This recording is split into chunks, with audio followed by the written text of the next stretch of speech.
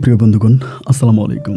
দূরে কাছে দেশে অথবা দেশে বাইরে থেকে বন্ধুগণ ঠিক এই মুহূর্তে যেখান থেকে বাস্তব জীবনের গল্প শোনার জন্য আমার সাথে জয়েন করেছেন আমি আপন।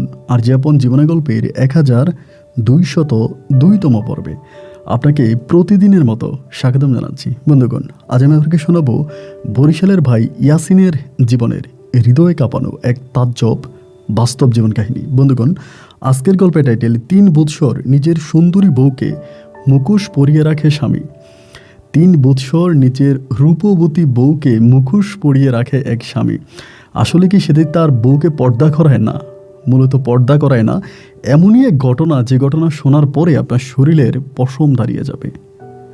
বরিশালের প্রত্যন্ত এলাকার এক ধর্মীয় পরিবারের তাজ্জব বাস্তব জীবনের গল্প। আমি সবাইকে অনুরোধ করব শুরু থেকে শেষ পর্যন্ত ইয়াসিন ভাইয়ের গল্পটা আপনার প্রত্যেকে আমার মুখে শুনুন এবং গল্প শেষে ইয়াসিন ভাইকে আপনার মতো করে একটা মন্তব্য কমেন্ট বক্সে লিখবেন। ধন্যবাদ সবাইকে। সুপ্রিয় বন্ধুগণ, আসসালামু আলাইকুম। আমার নাম মোহাম্মদ ইয়াসিন হোসেন, আমার বাড়ি বরিশাল। বন্ধুরা, আমি আমার জীবনের গল্পটা শুরু করার শুরুতে আপনাদেরকে আমার পরিবারের বিষয়ে জানিয়ে রাখি। আমার পরিবারে আমি আছি, আমার বাবা আছে, মা আছে, রয়েছে আমার দাদা দাদি সহ আমার বড় 3 জন বোন। আমরা টোটাল 3 বোন 1 ভাই। আমাদের পরিবারটা বরিশাল শহর থেকে অনেক দূরে সবুজ শ্যামলগড়া কোনো এক ছোট্ট মায়াবী গ্রামে এক উচ্চবিত্ত পরিবার। আমার বাবা পেশায় একজন মাওলানা সহ একজন কোরআনে হাফেজ। আমার বাবা আমাদের এলাকাতে একটা মসজিদ নির্মাণ করে। আমার বাবা মূলত ধর্মীয় কাজ করে। আমার দাদার অনেক বেশি জায়গা সম্পত্তি ছিল। আমার দাদাও একজন ধর্মীয় ব্যক্তি ছিল। আমার দাদাকে সবাই আমাদের এলাকাতে পীর সাহেব বলে ডাকতো। আমার দাদার মাঝে অনেকগুলো অলৌকিক ক্ষমতা ছিল, অনেক ক্ষমতা ছিল। দাদা অনেক মানুষের চিকিৎসা করতো এবং অনেক মানুষ বিপদে পড়লে আমার দাদার কাছে এসে বড় বড় বিপদ থেকে রক্ষা পেয়ে যেত। এই জন্য এলাকার মানুষ আমার দাদাকে পীর সাহেব বলেও সম্বোধন করত। অনেক বেশি জায়গায় সম্পত্তি ছিল, যার কারণে আমার দাদা তেমন কোনো কাজকামও করতো না। যার জন্য আমার দাদার একমাত্র সন্তান ছিলেন আমার বাবা, তিনিও অগাধ সয় সম্পত্তির মালিক হয়। তো যার কারণে আমার বাবাও ঠিক দাদার মতোই ধর্মীয় কাজগুলোই করে আসতেছিল। আমার বড় যে বোনগুলো ছিল তারা যথেষ্ট পরিমাণে রূপবর্ষী, রূপতী, অনেক সুন্দরী ছিল। আমার বোন এবং আমরা সবাই আমাদের এলাকারই একটা মাদ্রাসায় পড়াশোনা করতাম। ছোটোবেলা থেকে আমি আসলে পড়াশোনার প্রতি খুব অমনোযোগী ছিলাম। আমি বেশিরভাগ সময় দুষ্টমি করতাম এবং এই নিয়ে আমার বাবা মা দুজনেই আমাকে নিয়ে খুব বেশি টেনশানে ছিল। পড়াশোনার প্রতি আমার কোনোভাবেই কোনো মনোযোগ ছিল না বললেই চলে। এবং এমন করতে করতে আমি মোটামুটি অনেকটাই বড় হই। নামাজের জন্য প্রতিদিন আমাকে আমার আব্বা মারতো, যে সবাই মসজিদে যায়, তুই মসজিদে যাস না কেন, তুই নামাজ পড়িস না কেন। আমি যখন একদম ছোট ছিলাম তখন নাকি আমি 5 ওয়াক্ত নামাজ পড়তাম, আব্বার সাথে মসজিদে যাইতাম, নামাজ পড়তাম। ছোটোবেলায় অনেকটা ভালো ছিলাম, কিন্তু দিন যত সামনের দিকে যাচ্ছে, বয়স যত বাড়ছে, আমি ঠিক ততটাই খারাপ থেকে আরও খারাপের দিকে যাচ্ছি। এরকমভাবে দিন রাতগুলো কাটতে কাটতে একটা পর্যায়ে আমি মোটামুটি অনেকটাই বড় হই। তখন আমি আমাদের মাদ্রাসায় ক্লাস 8-এ পড়ি। তো ক্লাস 8-এও যদি আমি পড়ি মাদ্রাসায়, বাট বড় হুজুরের ছেলে নামে আমার আব্বাকে সবাই বড় হুজুর বলতো। বড় হুজুরের ছেলে হিসাবে এলাকার সবাই আমাকে অনেক সম্মান করতো। আমার 3 বোনের মাঝে ওই সময় 2 বোনের বিয়ে হয়ে যায় এবং আমার বড় যে বোনটা, খালি এই বোনটাই থাকে। তো ক্লাস 8-এ পড়া অবস্থায় হিন্দুদের দুর্গা পূজা আসে, আপনারা হয়তো অনেকেই জানেন। এবং এই দুর্গা মাকে নিয়ে হিন্দুরা অনেক আনন্দ ফুর্তি করে, অনেক মজা মাস্তি করে। তো যেহেতু আমি ছোটোবেলা থেকে একজন ধর্মীয় পরিবারের সন্তান ছিলাম, আমার বাবা একজন কোরআনে হাফেজ, দিনদার আলেম, এই জন্য এই জিনিসগুলোতে যাওয়া আমাদের জন্য বারণ ছিল। আমাদের বাড়ির পাশে একটা হিন্দু বাড়ি ছিল, আমাদের পার্শ্ববর্তী বাড়িতেই। ওই বাড়ির মধ্যে ঢাকঢোলের বাদ্যে আমরা ঘুমাইতে পারতাম না, প্রচুর পরিমাণে ঢাকঢোল বাজাইতো হিন্দুরা ওদের ওই দুর্গা অনুষ্ঠানে। তো আমি তখন বললাম কি, ওই দুর্গার অনুষ্ঠানে মিউজিক বাজাইতেছে এবং মনে হচ্ছে অনেকেই তালি দিচ্ছে বা অনেক চিল্লাইতেছে। তো আমার কাছে মনে হলো রাতের বেলায় আমি একটু দুর্গার অনুষ্ঠানটা দেখতে যাব। তো ভাবতেছি যে আমি যদি যাই, আমার আব্বা যদি আমাকে দেখে তাহলে তো আমাকে মেরেই ফেলবে, অথবা কেউ যদি দেখে আমার আব্বার কাছে বলে দেয় তাতেও তো খারাপ অবস্থা করে ফেলবে। কারণ আমার আব্বা এই জিনিসগুলো একেবারেই পছন্দ করে না। ধর্মের বিরোধিতা কোনো কাজ করা আমার আব্বার মোটেও পছন্দ না। দেন আমি চিন্তা করতেছি, আমি গেলে তো আব্বু আমারে মারবে, এখন কিভাবে যাওয়া যায়। এরকম করে চিন্তা করতে করতে আমি তখন করলাম কি, মুখের মধ্যে একদম আপনার গামছা পেঁচিয়ে, একদম ভালো করে গামছা পেঁচিয়ে, লুঙ্গি পরে, গেঞ্জি গায়ে দিয়ে একেবারে সাধারণ মানুষের মতো আমি তখন আমাদের বাড়ির দিক দিয়ে বিল দিয়ে যেতে হয়, জঙ্গল দিয়ে যেতে হয়, জঙ্গলের উপর দিয়ে আমি তখন হিন্দু বাড়ির ওইখানে গেলাম। এবং হিন্দু বাড়ির ওইখানে যাওয়ার পরে দেখলাম মা দুর্গার সামনে মানে দুর্গার সামনে হচ্ছে একটা মেয়ে নাচতেছে, আর হিন্দু পাড়ার অনেক ছেলে মেয়ে সহ মুসলিম ধর্মাবলম্বী অনেক ভাইয়েরা ওখানে দাঁড়িয়ে দাঁড়িয়ে মেয়েটার নৃত্য দেখতেছে। আমিও তখন সবার ফাঁকে ফাঁকে আস্তে আস্তে করে নিজের মুখটা উপরের দিকে উঠিয়ে এই নৃত্যের অনুষ্ঠানটা উপভোগ করতেছিলাম। এবং আমি তাকিয়ে দেখলাম যে নৃত্য করতেছে পূজা নামের একটা মেয়ে, হিন্দু পাড়ারই একটা মেয়ে পূজা। ওর বাবা আবার অনেক বেশি আপনার মানে ওই হিন্দু পাড়ার ভিতরে সবচেয়ে ধনী লোক হচ্ছে ওর বাবা।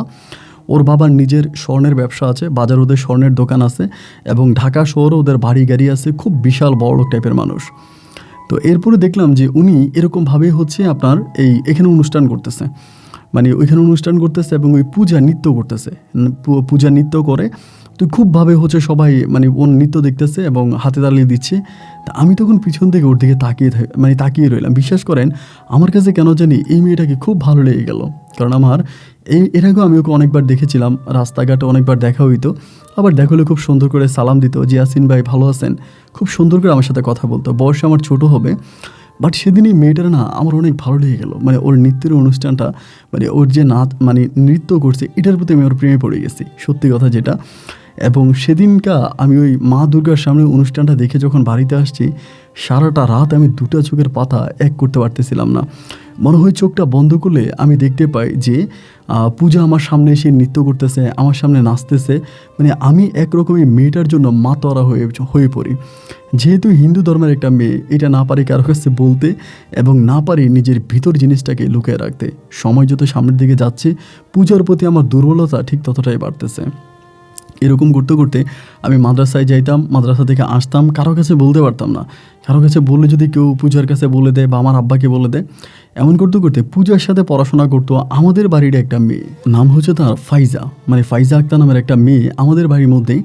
এই মেয়েটা আবার পূজার সাথে পড়াশোনা করতো, পূজা আবার স্কুলে পড়তো। আমাদের এখান থেকে মোটামুটি বেশ দূরের একটা স্কুল আছে, ওই স্কুলে পড়তো। ফাইজা ওর সাথে স্কুলে পড়ে। পরে আমি চিন্তা করলাম যে আমি আমার ফাইজারের বিষয়টা বলি, মানে ফাইজারে জানাই।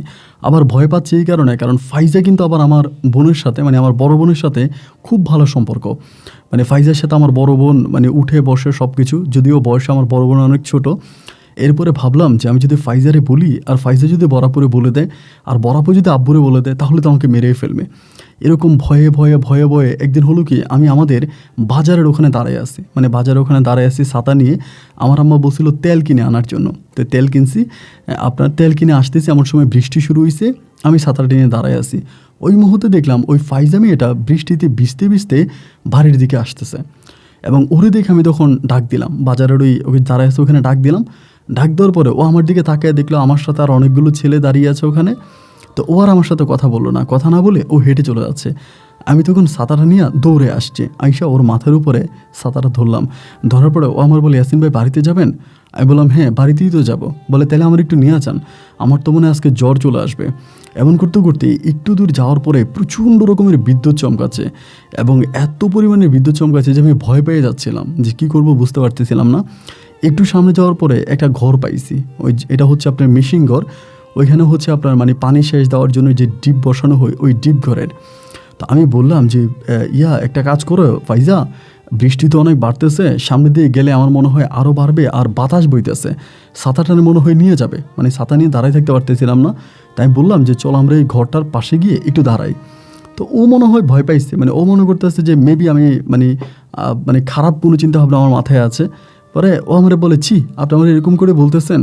আমি তখন বললাম, আরে বোকা তুই কী মনে করতেছিস, তুই আমার বয়স অনেক ছোট হবি, এরকম কিছু না। কিন্তু যেভাবে বাতাস বইতেছে আমার ছাতাটা তো ভেঙে ফেলবে, আমি তো ছাতা নিয়ে আর ওইদিকে যেতে পারবো না। এই জন্য তোরে বললাম যে আয় আমরা এখানে একটু দাঁড়াই, একটু দাঁড়ালে কী হবে, বৃষ্টি যখন কমে যাবে এরপরে না হয় দুজনে আবার চলে যাব। এটা বলাতে ও আমার কথা শুনলো না।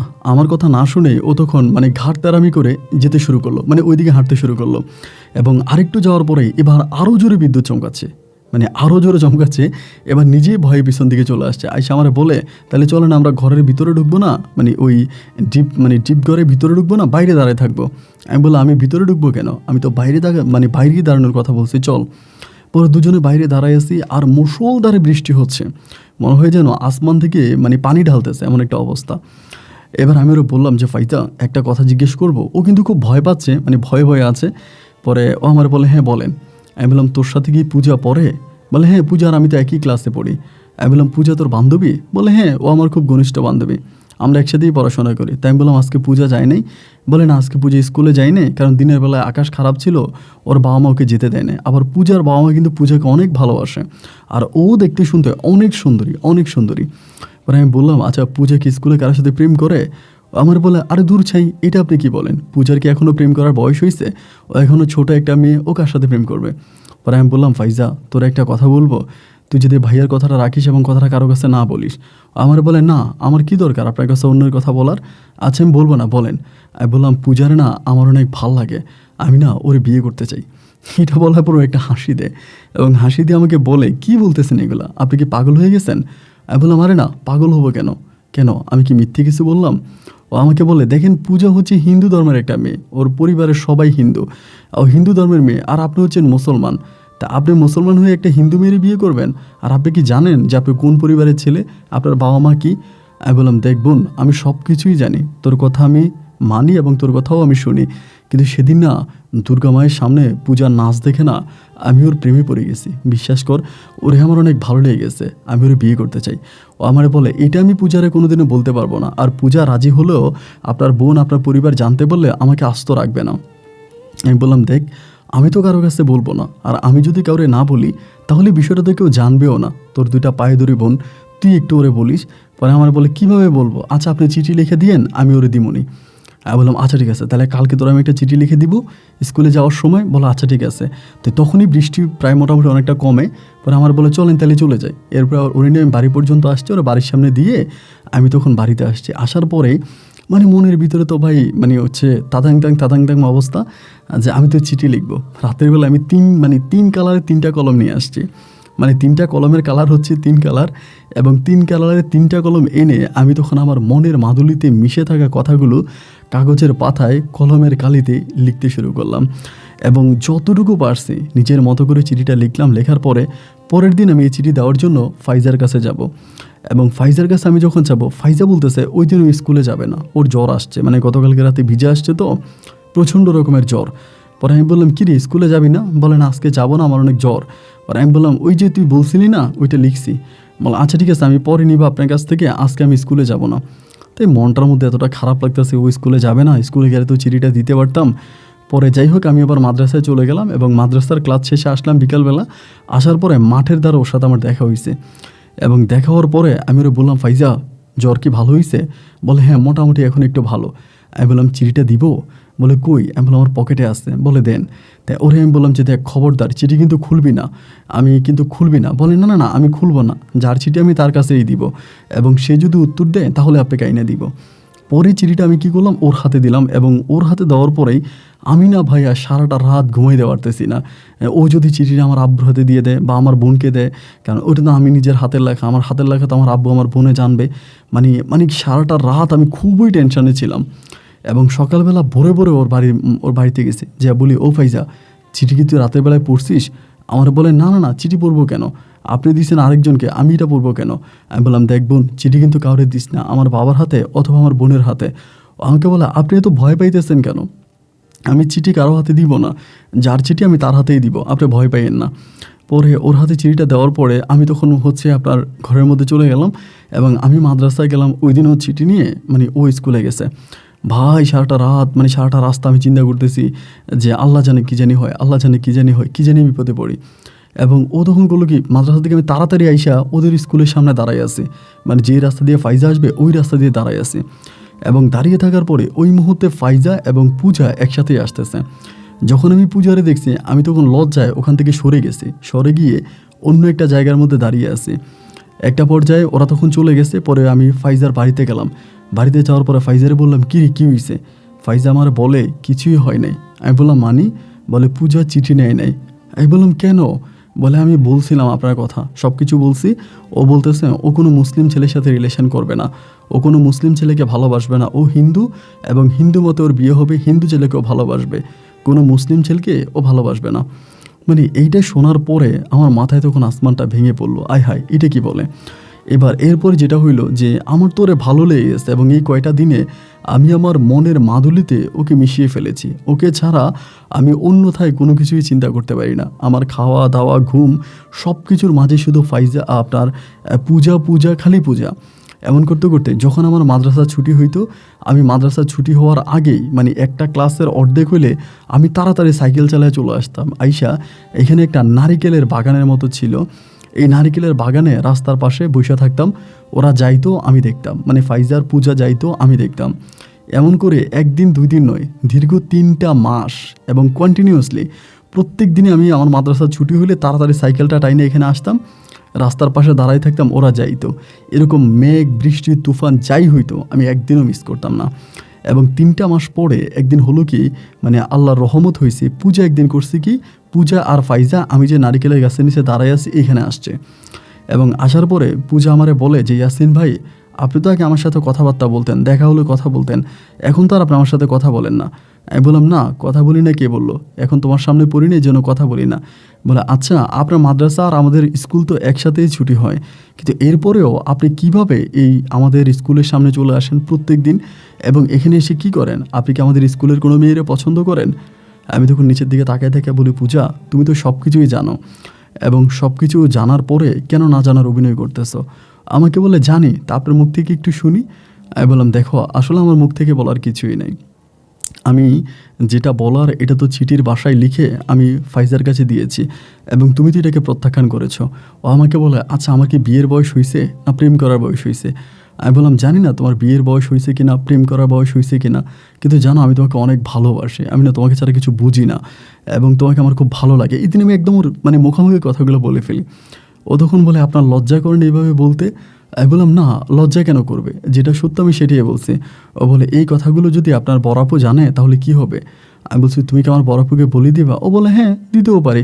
আমি তখন ওর হাত ধরে বললাম, পূজা তুই না ভালো, আমার বড়াপুরে বইলো না, আমার আব্বা অনেক রাগী, যদি বড়াপু আব্বার কাছে বলে দেয় আব্বু আমাকে আস্ত রাখবে না। ও আমাকে বলে ভালোবাসেন, এত ভয় পাচ্ছেন কেন?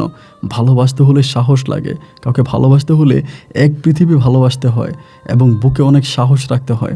আপনার বুকে তো কোনো সাহসই নাই, আপনি আমার কি ভালোবাসবেন? আমি তখন বললাম দেখো, আমি তোকে ভালোবাসি।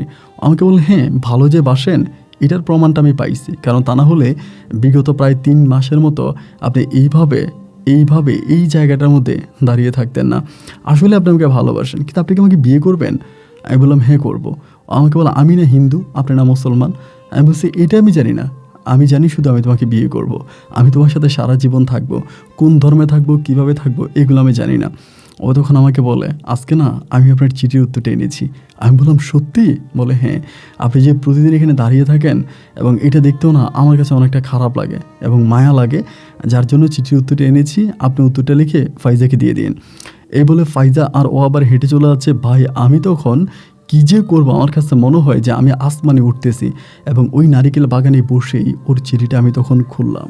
চিঠির বাসায় ফাইজা আমার ভালোবাসার উত্তরটা এমন করে দিল, মানে পুরোটা চিঠি পড়তে পড়তে আমার মনে হয় আমি অন্য কোনো গ্রহে হারিয়ে গিয়েছি। এবং এত ভালোভাবে চিঠিতেও লিখেছে যে আমাকেও ভালোবাসে, আমি ওকে ভালোবাসি, খুবই ভালো লাগলো। এবং এরপর থেকে আমাদের শুরু হলো চিঠিপত্রের মাধ্যমে প্রেমের কথোপকথন। আমি ওর সাথে ওভাবে সরাসরি কথা বলতাম না, ওখানে দাঁড়িয়ে থাকতাম, ওর যাওয়া আসা দেখতাম, এবং ফাইজার কাছে চিঠি লিখতাম, ও আবার ফাইজার কাছে চিঠির উত্তর দিত। এমন করতে করতে মাঝে মাঝে ও আমাকে বলতো যে আমাদের পূজা মণ্ডপের মানে ওদের ওই মন্দির আছে, বলে মন্দিরের পিছনে আইসেন, টাইম দিত।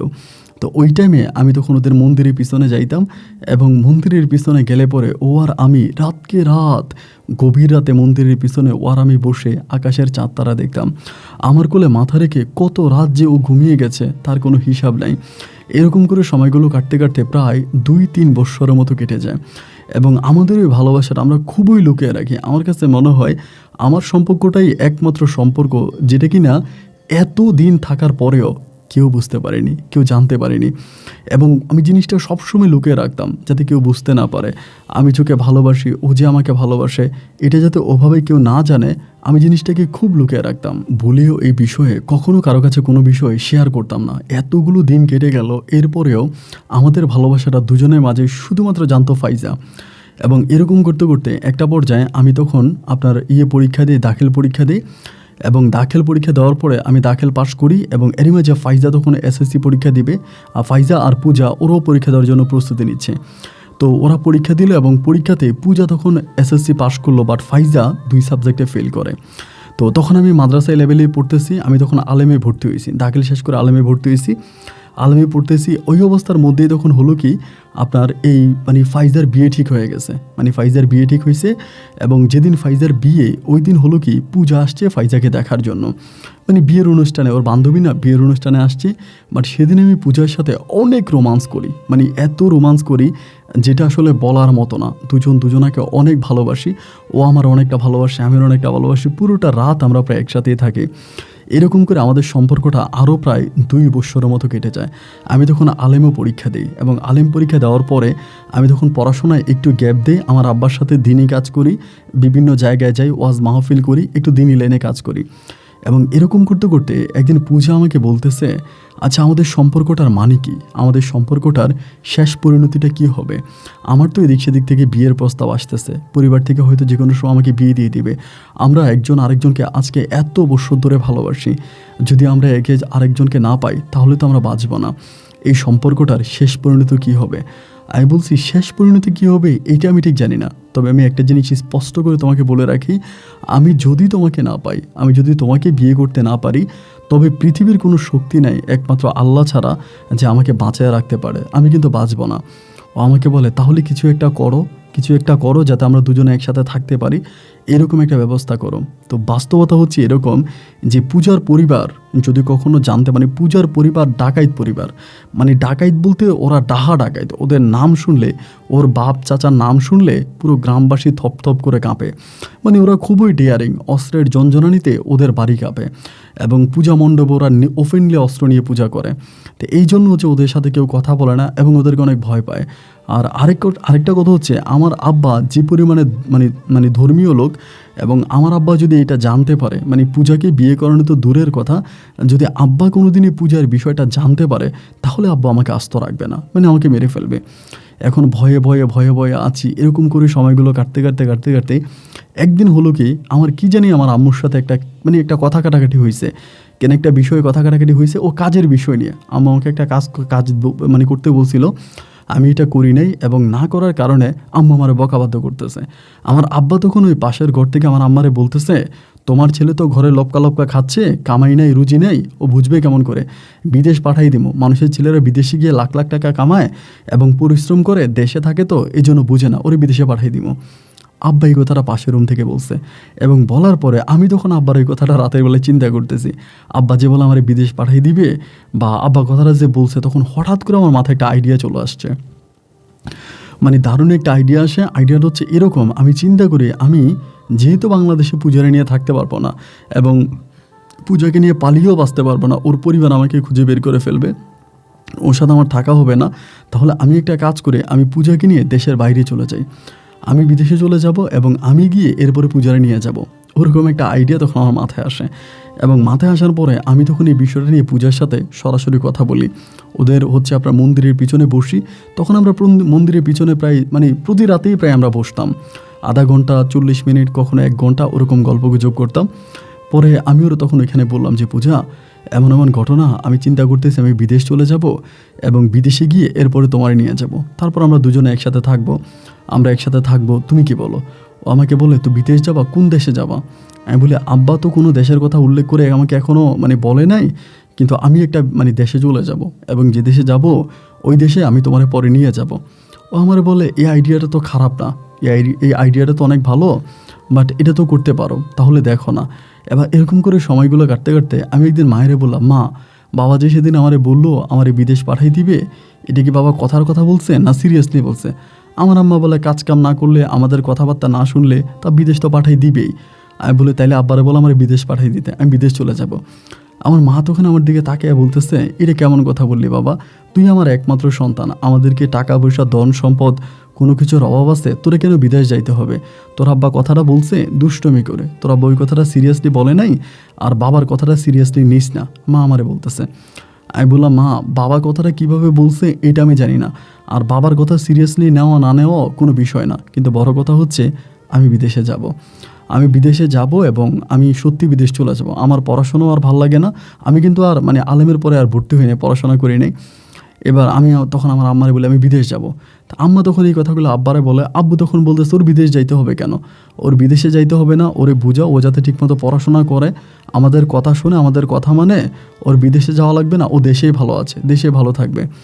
এরকম করতে করতে একটা পর্যায়ে আমি তখন আব্বুরে প্রত্যেক দিন বলি, ও আব্বা আমি বিদেশ চলে যাব, আমার কাছে সৌদি আরব অনেক ভালো লাগে, আমি জানি, কারণ একমাত্র সৌদির কথা বললে হয়তো আমার আব্বা কিছুটা রাজি হতে পারে, কারণ অন্য কোনো দেশের কথা বললে আব্বু রাজি হবে না। যেহেতু আমার আব্বা একটু ধর্মীয় লোক, সৌদি আরবের প্রতি আমার আব্বার একটা দুর্বলতা আছে।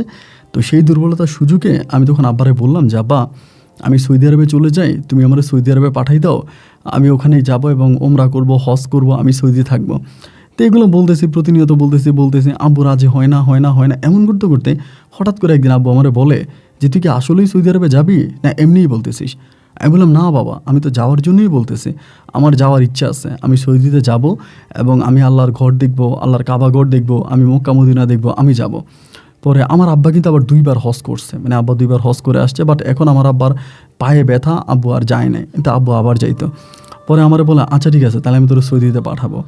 এমন করতে করতে আব্বু তখন ভিসার বন্ধ ব্যবস্থা করতেছে, কোথায় ভিসা পায়, এরকম করে একটা আপনার জুমা মসজিদের ভিসা আমার জন্য পাইছে, জুমা মসজিদের একটা ভিসা পাইছে। ওই সময় কিন্তু জুমা মসজিদে বাঙালিরা নামাজ পড়াইতে পারতো এবং আজানও দিতে পারতো, কিন্তু এখন আর এই নিয়মটা নাই, এখন আর করানো যায় না। তো সেই সময় আমার আব্বা তখন করলো কি ওখানে একটা ভিসা আমার জন্য ম্যানেজ করছে। আর আমিও পূজারে বলে দিয়েছি যে পূজা আমি কিন্তু যাইয়েই তোমার নিয়ে যাব, আমি কিন্তু ওখানে গিয়েই তোমার নিয়ে যাব, তুমি কিন্তু যাইবা, এটা ওরে বলছি। এবং বলার পরে পূজা তখন বললো আচ্ছা ঠিক আছে তুমি আগে যাও, এরপরে তুমি আমার নিয়ে যাও। যাই হোক আলহামদুলিল্লাহ আমার আব্বা টাকা পয়সা জমা দিল, কথাবার্তা হলো এবং সব কিছু হওয়ার পরে আমি তখন সৌদি আরবের উদ্দেশ্যে রওনা দিলাম। তো আসলে আমাকে সৌদি পাঠানোর জন্য আমার আব্বা আম্মা কেউ আসলে বিষয়টাতে ওভাবে রাজি ছিল না, মানে তাদের ইচ্ছা ছিল না আমি সৌদি আরবে যাব, এত কষ্টের কাজ করব, এটা তাদের ইচ্ছা ছিল না। কিন্তু সম্পূর্ণ আমি পূজার দিকে তাকিয়ে এবং নিজের উদ্যোগে আমি তখন মরুর দেশ সৌদি আরবে রওনা দিলাম। আলহামদুলিল্লাহ সৌদি গিয়ে আমি পৌঁছাইলাম এবং পৌঁছানোর পরে ওইখানের একটা জুমা মসজিদে আমি তখন চাকরি পাইলাম। এবং জুমা মসজিদটা হচ্ছে একটু গ্রামের সাইডে, মানে একটু গ্রামের দিকে পড়ছে, এবং মানে একটা তো হচ্ছে শহর আর একটা হচ্ছে গ্রাম, মানে গ্রামের দিকে জুমা মসজিদটা। তো ওই মসজিদে আমি তখন ক্লিনারে চাকরি করি, ক্লিনার প্লাস আজান দিই, মাঝে মাঝে নামাজ পড়াই, ওই ইমাম না থাকলে ওরকমভাবে থাকতেছি। তো আমি কিন্তু কোনোভাবেই হচ্ছে মানে পূজার জন্য কিছু করতে পারতেছি না, ওকে আমি আনতে পারতেছি না।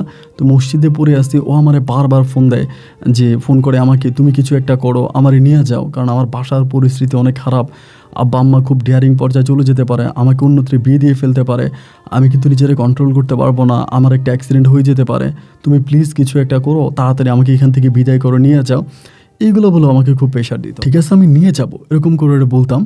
তো আমাকে বলে যে তাড়াতাড়ি নিয়ে যাও, কতদিন লাগবে, কতক্ষণ লাগবে, আবার আমার পাসপোর্ট করে ভিসাও মানে আমার ওই যে পাসপোর্টের কপি আবার আমাকে পাঠিয়ে দিচ্ছে, আমাকে পাসপোর্টের কপি দিয়ে দিছে যে তুমি এটা নিয়ে যাও এবং এটা তুমি তোমার সাথে রেখে তুমি যত দ্রুত পারো আমাকে তুমি এখান থেকে নিয়ে যাও, এগুলো আমারে বলতো। তো এরকম করতে করতে আমি অনেক দিন খোঁজাখুঁজি করতে করতে পাই না। পরে একটা বাঙালি ভাই আছে, ওনার সাথে তখন আলোচনা করি, ওনার বাড়ি চিটংয়ে, ওনারে বলি যে এরকম। এবারে উনি আমারে বলেন যে আপনি একটাভাবেই আনতে পারেন, এটা হচ্ছে আপনি তো নিজের বউ হিসেবে আনতে পারবেন না, আপনি দেখেন কোনো আরবের বাসার কোনো কাজের মেয়ের ভিসা পান কিনা, যদি কোনো কাজের মেয়ের ভিসা পান তাহলে সেই বিষয়ে যদি আপনি আনেন তাহলে আপনার বউ আপনার সাথে থাকবে, কোনো সমস্যা নাই। এই কথা ওই লোকে আমারে বলছে। তো বলার পরে যেহেতু এখানে অনেক সৌদিয়ানরা আপনার কাজ করে, মানে নামাজ পড়তে আসে, অনেক সৌদিয়ানদের সাথে আমার ভালো সম্পর্ক, হ্যান্ডশিপ করে কথা বলি, এখানে আমি মাঝে মাঝে সৌদিয়ানদেরকে জিজ্ঞেস করি যে আপনাদের বাসার কাজের মেয়ে লাগবে কি না, কাজের লোক লাগবে কি না, এগুলো নিয়ে কথা বলি। এবং বলতে বলতে এক সৌদি ও একদিন হঠাৎ করে আমার বলে আমার তো লাগবে না, কিন্তু আমার মানে বোনের বাসার জন্য কাজের মেয়ে লাগবে, তোর কাছে আছে? আমি বললাম হ্যাঁ, একটা বাঙালি মেয়ে আছে অনেক ভালো, এরকম ওরে আনলে ভালো হবে, কিন্তু মেয়েটা হিন্দু বলার পরে ওই তখন একটু মানে করছে যে হিন্দু মেয়ে। এরপরে বলো আচ্ছা ঠিক আছে সমস্যা নাই। পরে লাস্টের দিকে ও তখন রাজি হলো যে নিয়ে আসবে, কথাবার্তা সব কিছু ফাইনাল হলো এবং ওরে আনার জন্য তখন আপনার ওর পাসপোর্ট আমি দিলাম এবং দেওয়ার পরে তখন ওরে নিয়ে আসবে, ডকুমেন্ট সব কিছু ঠিকঠাক করলো এবং সব কিছু ঠিক হওয়ার পরে ওরে তখন নিয়ে আসলো সৌদি আরবে। আর ও যে সৌদি আরবে আনছে, ও কিন্তু ওর পরিবারকে কোনো কিছুই বলে আসে নাই। হঠাৎ করে যেদিন ফ্লাইট এর আগে হচ্ছে আপনার বরিশাল থেকে চলে আসে ঢাকাতে, এবং ঢাকা দিয়ে ডিরেক্টলি আমার সাথে ফোনে কথাবার্তা বলে ইমিগ্রেশন করে ও ডিরেক্টলি চলে আসে। ওর বাবা মা কিন্তু কেউ জানে না ও কোথায় গেছে। এবং সৌদিতে আসার পরে আমি কিন্তু ওকে আগেই বলে রাখছি যে আমি তোমাকে কিন্তু কোনো মানে ভালো বিষয়ে আনতে পারতেছি না, আমি তোমাকে একটা কাজের মেয়ের বিষয়ে আনবো। তো ও আমাকে বলে আমি কি ওখানে গিয়ে কাজ করব? আমি বললাম না, তুমি কাজ করবা না, তুমি কাজের মেয়ের বিষয়ে আসবা, এরপর আমি তোমাকে আমার সাথে নিয়ে আসবো, আমি তোমাকে আমার সাথে রাখবো। এই কথাটা বইলা আমি ওরে সৌদি আরবে নিয়ে আসছি। এখন সৌদি আরবে আনার পর আর এদিক দিয়ে তো ওর ফ্যামিলি ওরে পাগলের মতো খুঁজতেছে। পরিবারে কিন্তু কেউ জানতো না যে ওর সাথে আমার সম্পর্ক আছে বা আমরা রিলেশনে আছি। আর ওই যে ওর বান্ধবী ছিল আপনার ফাইজা, ফাইজারও বিয়ে হয়ে গেছে, মানে ফাইজা বিয়ে হয়ে গেছে, ও শ্বশুর বাড়িতে চলে গেছে, ওর মতো করে ও আছে। এখন এই বিষয়টা কিন্তু কেউই জানে না যে ফাইজার সাথে আমার রিলেশনের বিষয়টা। আমি তো বললাম আমি মনে হয় আমি একমাত্র ব্যক্তি যে কিনা আমার রিলেশনটাকে এইভাবে হাইড করতে পারছি, মানে এইভাবে লুকিয়ে রাখতে পারছি। যাই হোক, এক পর্যায়ে তখন হলো কি, ও তখন সৌদি আরবে আমার সাথে আছে, আমি ওর সাথে মানে ও আছে ওই বাসায়, আমি আমার মসজিদে আছি। অ্যান্ড এরকম করে দিন আর রাতগুলো কাটতেছে, সময়গুলো কাটতে কাটতে একটা পর্যায়ে হলো কি, মানে ও যে বাসায় থাকতো ওরে আবার সিম কার্ড কিনে দেওয়া হয়েছে। ও আমারে ফোন দিত, মানে বাড়িতে কাউরে ফোন করে না, কিন্তু বাড়িতে কারোর সাথে কোনো যোগাযোগ নেই, কথাবার্তা নেই। ওর আব্বা মা থানায় মামলা করছে, নিখোঁজ ডায়েরি করছে, মানে বিভিন্নভাবে মানে ওর খোঁজ করছে, কিন্তু একটা সেকেন্ডের জন্য এটা কেউ চিন্তা করে নাই যে ফাইজে এভাবে মানে আপনার পূজা এভাবে আমার কাছে চলে আসতে পারে। এটা কিন্তু কেউ স্বপ্নও ভাবে নাই। আমি যদি নিজেও বলতাম, এটা ওর পরিবার কেউ বিশ্বাস করতো না যে এইভাবে পাসপোর্ট করে ও আমার কাছে চলে আসবে। এটা কিন্তু ওদের মানে চিন্তাভাবনার মধ্যেও ছিল না। ও আবার এখানে ফিঙ্গারপ্রিন্ট দিতে আসে একবার ইয়াতে ঢাকাতে, এটা ও পরিবারকে ওইটা বুঝে কোনোভাবে ওইটা করে। তো পরিবার কিন্তু তখনও ডাউট করতে পারে না যে ও সৌদি আরবে চলে আসতে পারে। এবার ও আসছে, আসার পরে 2 মাস ছিল ওই বাসায়, এবং 2 মাস থাকার পরে ওই বাসায় তখন তার হচ্ছে আপনার বানানো হলো, আপনার যেই লেবার কার্ড যেটা বলে আকামা করা হলো, কাগজপত্র সব কিছু ঠিকঠাক করলো। এবং কাগজপত্র ঠিকঠাক করার পরে এবারও আমার ফোন দিয়ে কান্নাকাটি করে বলতে, ওরে তো আমি ওখানে নিয়ে আসছিলাম যে মূলত পরে আমি আমার কাছে আনবো, কিন্তু যেই সৌদির মহিলার বাসায় পাঠাইছিলাম ওই মহিলার হাজব্যান্ড ভালো না, মানে মহিলার হাজব্যান্ড ভালো না। আমি তো আমার যেই সৌদিয়ান ভিসাটা দিয়েছে বা যে সৌদি বলছে নিয়ে আসবে, ও আর ওইখান থেকে আর আনতে পারে না, মানে আমার কাছে আর আনতে পারে না। আর মানে পূজাকে আর আমি ওখান থেকে বের করতে পারি না। আর যেই সৌদির আন্ডারে পাঠাইছে ওই আবার উকিল, মানে ওখানকার হচ্ছে লয়ার, এবং ওই মানুষ হিসেবে মানে প্রচণ্ড বাজে, মানে অনেক খারাপ। ফাইজ আমার ফোন দিয়ে কান্নাকাটি করে যে আমি কি করব, উনি আমার দিকে খারাপভাবে তাকায়, ওনার ছেলেরা খারাপ দিকে তাকায়, আমি তো এখানে কাজ করার জন্য আসি নাই এবং আমি তো কাজ করতে পারতেছি না। তো আমি যে সৌদিয়ানকে দিয়ে ওর বিষয়টা আনাইছি, ওই সৌদিয়ান বলছে সে নিয়ে আসবে, এরপরে আমার লোক আমারে দিয়ে দিবে, মানে আকামা করে আমাকে দিয়ে দিবে।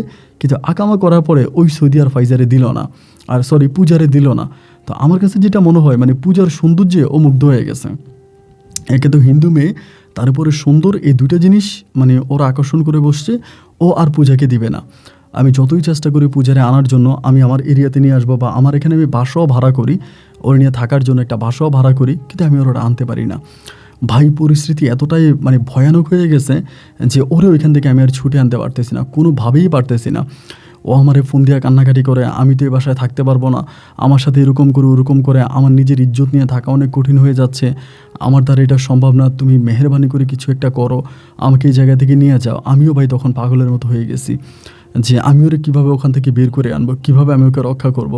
আমি নিজেও নিজের মানে আর বুঝতে পারতেছিলাম না যে আমি কী করব। আমি নিজেও কান্নাকাটি করি, এবং তখন তো আমি অতটা পুরনো হই নাই, কিন্তু অতটা পুরনো কোনো লোক না যে আমি কারোর সাথে আলোচনা করে খুব সহজে কিছু একটা বের করে ফেলবো বা কিছু একটা করতে পারবো। আমি ওরা আর ওখান থেকে আনতে পারি না, আনতে না পাইরা পরে 1 দিন 2 দিন 3 দিন করে কাটতে কাটতে আমি ওখানে এক সৌদি পুলিশ আছে, মানে ও আবার আমার মসজিদে নামাজ পড়ে, ওর সহযোগিতা নিলাম যে যেমনে পারি, মানে যেমনে পারস ওরে এখান থেকে মানে আইনা দে।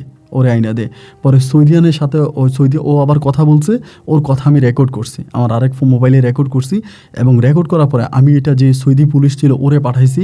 ও কেমনে আমারে বললো যে একদিন ওই বাসার মধ্যে যাবে, মানে বাসায় গিয়ে ওরে নিয়ে আসবে, কারণ ওর সাথে যে নির্যাতনগুলো হতো, শারীরিক নির্যাতন, এগুলো রেকর্ডও আমাকে বাংলায় বলছে। বাংলায় বলার পরে ওই পুলিশ আবার কোন বাঙালিকে শোনায় এগুলো রেকর্ড ঠিকঠাক কইরা একদিন আমাকে নিয়ে ওই বাসার মধ্যে ডিরেক্টলি বাসায় গেছে। যাওয়ার পরে সৌদিয়ানরে বললো যে এই ঘটনা, সৌদিয়ান বলতেছে যে না ওই রকম কিছুই করে নাই, বাঙালি মিথ্যা বলতেছে। পরে বলতেছে যে ওরে যেই ছেলে আনছে ওর মাধ্যমে ওরে দেশে পাঠাই দিব, ওরা এখানে রাখা যাবে না। এবার ওই সৌদিয়ান বলতেছে যে আমিও রাকামা করছি, আমার এত টাকা খরচ হয়েছে, আমার টাকা দিয়ে দে, তা না হলে আমি দিব না। ওই সময় কিন্তু আমার কাছে অত বেশি টাকাও নাই, আমি কিন্তু বাড়িতে কোনো টাকা পয়সা পাঠাই নাই। এখানে আসার পরে উল্টা আমি বাড়ি থেকে টাকা আনি, এই ঘটনার পরে বাড়ি থেকে টাকা আনি না, এই সৌদিরে টাকা দিয়া এরপরে আমি তখন পূজারা আবারও পুনরায় বাংলাদেশে পাঠাই দিই, প্রায় আপনার 6 মাসের মধ্যে ওরে আইনা 6 মাসের মধ্যে আবারও রিটার্ন বাংলাদেশে পাঠাই।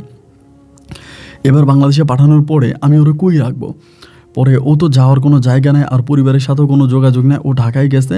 ঢাকায় যাওয়ার পরে আমার সাথে ফোনে কথাবার্তা বলতেছে, আমি কি করব, মানে কই উঠবো বা কোথায় থাকবো।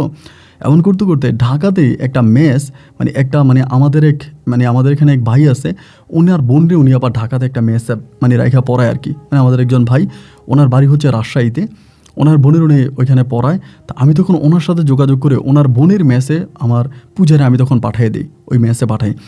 এবং মেসে পাঠানোর পরে পুজো ওই মেসের মধ্যে আসে, ওনার ওই বোনের মেসে ওই জায়গায় থাকতেছে। তা আমারে ফোন দিয়ে কান্নাকাটি করে, তুমি তাড়াতাড়ি চলে আসো, তা না হলে আমি দেশে চলে যাব, আমি বাড়িতে চলে যাব। আর ওর বাবা মা কিন্তু এই 6 মাসের মধ্যে ওর ওই খুঁজা টুইজা অনেক টায়ার্ড হয়ে গেছে, যেহেতু তারা আর ওরে পায় নাই। ওর বাবা মা কিন্তু আর ঝামেলা করতেছে না, যেহেতু পাওয়া যায় না, ওরা ভাবতেছে মরে গেছে বা কিছু একটা হয়েছে। আর বেশিরভাগ ক্ষেত্রে তারা তো জিন ভূত এগুলারই বিশ্বাস করতো। এখন বিভিন্ন কবিরাজের কাছে গেছে, অনেক কবিরাজে বলছে জিনার নিয়ে গেছে, পুরীতে নিয়ে গেছে, ও আর নাই, মেরে ফেলেছে, এটা ওইটা বলতে ওরা আর ওরে খোঁজা বন্ধ করে দিছে। পরে এখানের মধ্যে আছে, আমি তখন কী করলাম, আমি যেই মসজিদে চাকরি করতাম ওইখান থেকে আমি তখন ইমিডিয়েটলি ক্যান্সেল করি, মানে আমার ছুটি দেয় না। এবং ছুটি না দেওয়া তো আমি তখন ভিসাতে খরচ লাগাই দিই যে আমি দেশে চলে যাব। মারারা ক্যান্সেল করে আমি তখন দেশে চলে আসি। এবং দেশে আসার পরে ওইখানে গিয়ে আমি তখন পূজার সাথে অ্যাড হই ওই বাসায়। এবং অ্যাড হওয়ার পরে আমি তখনও কিন্তু আমার পরিবারকে জানাই নি যে আমি সৌদি আরব থেকে চলে আসছি দেশে। তখন আমি ঢাকাতে একটা বাসা ভাড়া করি। প্রথমে ঢাকাতে একটা বাসা ভাড়া করি, বাসা ভাড়া করে ওই সময় নিজে দুজনে চলতে পারি না, এবং আমি তখন একটা চাকরি ম্যানেজ করি ঢাকাতে। আমি বাংলাদেশে চলে আসার প্রায় 14 থেকে 15 দিন পরে কীভাবে জানি আমার আব্বার তো এখানে লোকজন আছে, সৌদিতে আব্বার লোকজন আসে, আব্বার লোকজনের সাথে আব্বু কথাবার্তা বলছে, বলার পরে তারা আমার আব্বুর ইনফরমেশন দিছে যে আপনার ছেলে তো দেশে চলে গেছে। কিন্তু পূজার যে ঘটনা বা পূজার সাথে যেসব ঘটনা হয়েছে এগুলো বলে নাই, ওগুলো আব্বু জানে না, কিন্তু জানে যে আমার দেশে পাঠিয়ে দিয়েছে, আমি দেশে চলে আসছি। এইটা জানার পরে আব্বু তখন আমার ফোন দিয়া মানে বকাবাদ্য করতেছে যে তুই দেশে চলে আসছিস, আমাদেরকে বলিস নাই, তুই আমার সাথে মিথ্যা বলিস, মানে আব্বু আমার সাথে এরকম করতেছে। পরে আমি বললাম যে আব্বু চলে আসছি, এখন আমি দেশে আছি, আর মানে আমি যেহেতু ক্যান্সেলে চলে আসছি, আমি আর যাই নেই, বরিশালে যাই নেই, আমি ঢাকাতে আছি, ওইখানে একটা বাসা ভাড়া করছি, এইখানে আছি, তবে চলে আসার পিছনে একটা কারণ আছে। মানে ওই রকমভাবে কীভাবে যে আমি এটা প্ল্যানিংগুলো করে ফেলি। আর আমি না এরকম একটা মানুষ যে কথা বলতে বলতে প্ল্যান তৈরি করে ফেলতে পারি, মানে এটা ছোটোবেলা থেকে আমার মাথায় ট্যালেন্টটা ছিল, কারণ আমি তো দুষ্ট ছিলাম। এবার আমি বললাম যে আব্বা আমি এক সৌদি মেয়েরে পছন্দ করি, আমি ওই মেয়েরে বিয়ে করে দেশে নিয়ে আসছি, এরকম করে আব্বারে বলি। আব্বা আমারে বলতেছে এটা কীভাবে সম্ভব, সৌদি মেয়ে দেশে চলে আসছে নাকি? আমি বললাম হ্যাঁ, আমি ওরে নিয়ে আসছি, এবং এই জন্যই আমি ওরে নিয়ে দেশে চলে আসছি, আমি এই জন্যই ক্যান্সেলে চলে আসছি। আমার আব্বা বলে কই, এরকম খবর তো আমি সৌদি আরব থেকে পাই নাই। আমি বলছি ওই মেয়েটার বাড়ি ছিল আমি যেখানে মানে আমার যে মসজিদ ছিল সেখান থেকে অনেক দূরে, মেয়েটার সাথে আমার সম্পর্ক হয়, আমি তারে দেশে নিয়ে আসি। এবং আমার আব্বা তখন শোনার পরে বলতেছে এটা কী ধরনের কথা, তুই কই আসিস? আমি বললাম আমি ঢাকায় আছি।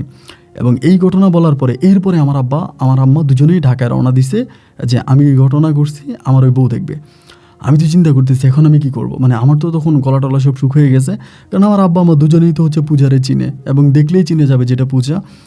আমি তখন কি করব, আবার পূজার এই দিক দিয়ে পাওয়া যাচ্ছে না, ওর পরিবার মামলা টামলা করছে, অনেক ঝামেলা করছে। আমি তো আল্লাহ ডাকতেছি, এবং এরই মাঝে পূজা হঠাৎ করে আমার বলতেছে আমি তো অনেক বছর সৌদি আরব, মানে অনেক মাস সৌদি আরবে ছিলাম, আমি দেখছি সৌদিয়ান মেয়েরা কখনো স্বামী ছাড়া পর পুরুষের সামনে ওভাবে যায় না, তুমি একটা কাজ করো, তুমি আমার মুখোশ পরাই দাও, সৌদিয়ানরা যেরকম মুখোশ পরে ওই রকম মুখোশ আমার পরাই দাও, আমি তোমার আব্বা আম্মার সামনে যাব না। আমি বললাম যে এটা কোনো কথা হইলো, আমার মা যদি তোমার দেখতে চায়, আব্বা না হয়ে দেখলো না, কিন্তু মা যদি দেখতে চায় তাহলে কি তুমি মুখ লুকিয়ে রাখবা? ও বলে হ্যাঁ, তুমি বলবা আমি আলোই পরিবারের মেয়ে, তুমি বলবা আমার বাবা ওইখানে এরকম মাওলানা টাওলানা এগুলো বলবা। এগুলো বলার পরে, কারণ ও তো সৌদিতে ছিল, এই জিনিসগুলোও দেখছে, এগুলো শিখে গেছে। আমার বলে যে তুমি এটা বলবা যে আমি এরকম আলোই পরিবারের মেয়ে, আমি কারো সামনে যাই না স্বামী ব্যতীত, এটা বলে আমি মুখ ঢেকে ফেলবো। এইটা বলার পরে আমি তখন বললাম যে বাহ, এটা তো খুব ভালো একটা আইডিয়া, এটা অনেক ভালো আইডিয়া। এই বলার পরে আব্বু আসার আগে আমি তখন ওর মুখ ঢাকার ব্যবস্থা করে ফেলি। এবার আমি যেই বাসাটা ভাড়া করছি ওই বাসা আব্বু তখন আসে। আব্বু আসার পরে ও কিন্তু আবার কথা বলে না, মানে টোটালি কোনো কথা বলে না। আমি মানে কথা বলে একদম মিনমিনিয়ে কথা বলে, অত ভালো করে কথা বলে না। মানে এই টেকনিকগুলো ও নিজের মাঝে মানে নিজ থেকে এগুলো অ্যাপ্লাই করতেছে। আমি কিন্তু ওকে শিখাই দিই না যেগুলো তুমি করো, কিন্তু নিজে থেকেই করতেছে। এবার আব্বু তখন আসছে, আম্মু আসছে, আসার পরে ওরা তো মেয়ে দেখছে, মানে ওরে দেখার জন্য আসছে। তো ও তখন রুমে ছিল, আব্বু আম্মু ড্রয়িং রুমে বসছে। বসার পরে আমার আম্মা বলে ওরে নিয়ে আয়, দেখি কোন সৌদি মেয়ে তুই বিয়ে করে আনছিস। পরে ও আবার হাত মোজা পা মোজা মানে সব ওর ঢাকা। পরে ও আসছে, আর ওই রুমে আসছে। আসার পরে আমার আম্মারে সালাম দিলে এরকম করে, ও কথা বলে খুব কম, মানে একদম আস্তে কথা বলে। আমার আম্মা সালামের উত্তর নিচে নেওয়ার পরে বলে, আমার আম্মা জিজ্ঞেস করতেছে যে তোমার বাড়ি কই, এটা ওটা জিজ্ঞেস করে। আমি বলে মা ও তো বাংলা জানে না, ওর তো এসব জিজ্ঞেস করে লাভ নাই। আমার আব্বা বলে তো আমাদের সাথে কথা বলবে না? আমি বলে আব্বু ও বেশি কথা বলে না, ও খুব মানে আস্তে আস্তে কথা বলে আর খুব বেশি কথা বলে না। আমার আব্বা বলে তো তোর আম্মারে নিয়ে ভিতরে নিয়ে দেখা তোর বউরে। আমি বলছি যে না, ও তো আমি ব্যতীত কারো সামনে যায় না, আমি ছাড়া কারো কাছে যায় না, আমি ছাড়া আর কারো সামনে পড়ে না, ও নিজের পর্দা করে। আমার আম্মা বলে এটা কি ধরনের কথা, আমার বউ আমি দেখবো? ডাপ করে আমার আব্বা তখন বলতেছে আমার আম্মারে যে না, সৌদিতে এরকম অনেক পরিবার আছে যারা নিজের স্বামী ব্যতীত বাপ আর ভাইয়ের সামনেও মুখ দেখায় না। আচ্ছা তোর বউরে তুই ভিতরে নিয়ে যা, ভিতরে নিয়ে তুই আয়। পরে আমি পূজারি ভিতরে নিয়ে গেলাম এবং ভিতরে নিয়ে আমি পূজারি ভিতরে রাখলাম। এনে আসার পর আমার আব্বু বলে তোর বউয়ের নাম কি? আমি বললাম ফৌজিয়া। আমি বললাম ফৌজিয়া, আর এই যে ফৌজিয়া নামটা, ওই নামটাও কিন্তু পূজা আমাকে শিখিয়ে দিছে। ও যে দেশে ছিল ওই দেশে নাকি একটা মেয়ের নাম ছিল ফৌজিয়া। আমার বলে তুমি আমার নাম পূজা বলবা না, বলবা ফৌজিয়া। তাই আমি বললাম যে ওর নাম ফৌজিয়া। আমার আব্বা বলে হো আচ্ছা ঠিক আছে, তো এটি কীভাবে সম্ভব, মানে কীভাবে কী করছস? আমি বললাম আব্বা এরকম এরকম, ওরে আমার পছন্দ হয়েছে, এমনি এমনি নিয়ে আসছি। এরপর আমার আব্বা বলে কেমনে, ওরা যদি ওর ফ্যামিলিকে খুঁজবে না, সৌদির একটা মেয়েরে তুই নিয়ে আসলি, এটা কি তোরা ছেড়ে দিবে? হয়তো তোরে খুঁজে বের করবে, এবং ওদের সৌদিতে অ্যাম্বাসি আছে, দূতাবাস আছে, এবং এরা তো এটা তোরা বের করে ফেলবে। আমি বললাম আব্বা বের করবে না, এই সব কিছু আমার ব্যবস্থা করা আছে, তুমি এটা নিয়ে চিন্তা করো না।